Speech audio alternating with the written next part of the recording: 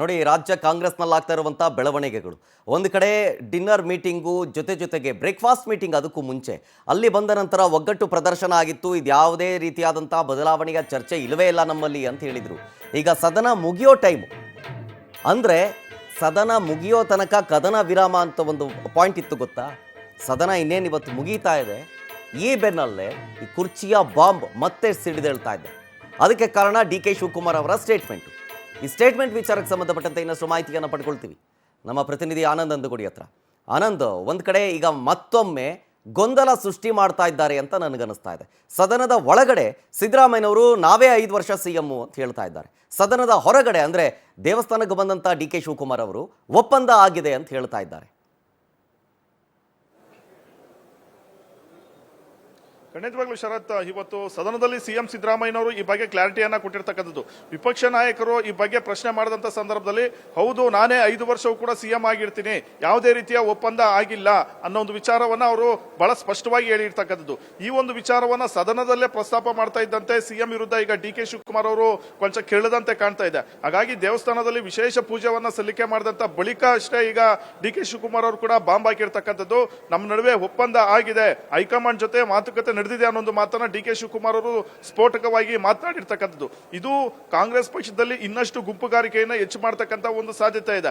ಹಿಂದೆಯೇ ಸುಮಾರು ಒಂದೂವರೆ ವರ್ಷದ ಹಿಂದೆಯೇ DK ಶಿವಕುಮಾರ್ ಅವರು ಖಾಸಗಿ ವಾಹಿನಿಯಲ್ಲಿ ಮಾತನಾಡಬೇಕಾದಂತ ಸಂದರ್ಭದಲ್ಲಿ ಮಾತನಾಡಿದ್ರು, ಹೌದು ಪವರ್ ಶೇರಿಂಗ್ ಆಗಿದೆ ಅಂತ. ತದನಂತರ ಇದು ರಾಜ್ಯ ಕಾಂಗ್ರೆಸ್ನಲ್ಲಿ ಒಂದಷ್ಟು ಗುಂಪುಗಾರಿಕೆಗೆ ಕಾರಣವಾಗ್ತಾ ಇದ್ದಂತೆ DK ಶಿವಕುಮಾರ್ ಅವರು ಎಚ್ಚೆತ್ಕೊಂಡು ನಾನು ಆ ರೀತಿ ಮಾತನಾಡೇ ಇಲ್ಲ ಅಂತ ಹೇಳಿದ್ರು. ತದನಂತರ ಇದೆಲ್ಲದಕ್ಕೂ ಕೂಡ ಬ್ರೇಕ್ ಹಾಕೊಂಡೇ ಬಂದಿದ್ರು. ಅಂತಿಮವಾಗಿ ಹೈಕಮಾಂಡ್ ತೀರ್ಮಾನ ಮಾಡುತ್ತೆ ಅನ್ನೋ ಒಂದು ವಿಚಾರವನ್ನು ಕೂಡ CM ಮತ್ತೆ DCM ಇಬ್ಬರು ಕೂಡ ವ್ಯಕ್ತಪಡಿಸ್ತಾ ಇದ್ರು. ಆದ್ರೆ ಇವತ್ತು CM ಸಿದ್ದರಾಮಯ್ಯನವರು ಸದನದಲ್ಲೇ ಎಲ್ಲಾ ಶಾಸಕರು ಎಲ್ಲಾ ಸಚಿವರು ವಿಪಕ್ಷ ನಾಯಕರ ಮುಂದೆಯೇ ಈ ಒಂದು ಮಾತನ್ನ ಹೇಳಿದ ಬಳಿಕ ಈಗ DK ಶಿವಕುಮಾರ್ ಅವರು ಕೂಡ ಅಲರ್ಟ್ ಆಗಿರ್ತಕ್ಕಂಥದ್ದು. ಹಾಗಾಗಿಯೇ DK ಶಿವಕುಮಾರ್ ಅವರು ಇವತ್ತು ಅಂಕೋಲಾದಲ್ಲಿ ವಿಶೇಷ ಪೂಜೆಯನ್ನು ಸಲ್ಲಿಕೆ ಮಾಡಿದ ಬಳಿಕ ಯಾವ ಒಪ್ಪಂದವೂ ಆಗಿಲ್ಲ, ಹೈಕಮಾಂಡ್ ಹೇಳಿದಂತೆ ನಾವು ನಡೆದುಕೊಳ್ತೀವಿ, ಸಿದ್ದರಾಮಯ್ಯ ಮತ್ತೆ ನಮ್ಮ ನಡುವೆ ಮಾತಾಗಿದೆ ಅನ್ನೋ ವಿಚಾರವನ್ನ ಬಹಳ ಸ್ಪಷ್ಟವಾಗಿ ಹೇಳಿರ್ತಕ್ಕಂಥದ್ದು. ಇಲ್ಲಿ ಒಂದು ಕಡೆ CM ಸಿದ್ದರಾಮಯ್ಯನವರು ಹೇಳ್ತಾ ಇದ್ದಾರೆ CLP ಸಭೆಯಲ್ಲಿ ಯಾವುದೇ ರೀತಿಯ ಒಂದು ಒಪ್ಪಂದ ಆಗಿಲ್ಲ, 5 ವರ್ಷಕ್ಕೆ ಅಂತಾನೆ ಆಯ್ಕೆ ಮಾಡಿರ್ತಕ್ಕಂಥದ್ದು ಅಂತ CM ಸಿದ್ದರಾಮಯ್ಯನವರು ಮತ್ತೆ ಅವರ ಆಪ್ತ ಶಾಸಕರು ಸಚಿವರ ಒಂದು ವಾದ ಆಗ್ತಾ ಇರ್ತಕ್ಕಂಥದ್ದು.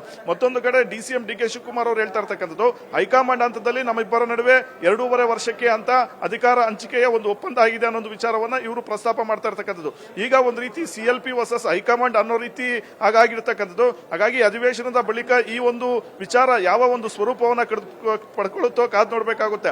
ಯಾಕೆಂದ್ರೆ ಹೈಕಮಾಂಡ್ ನಾಯಕರು ಯಾವುದೇ ಒಂದು ಕ್ಷಣದಲ್ಲಿ ಇಬ್ಬರಿಗೂ ಕೂಡ ಒಂದು ಬುಲಾವ್ ಕೊಡ್ತಕ್ಕಂಥ ಒಂದು ಸಾಧ್ಯತೆ ಇದೆ.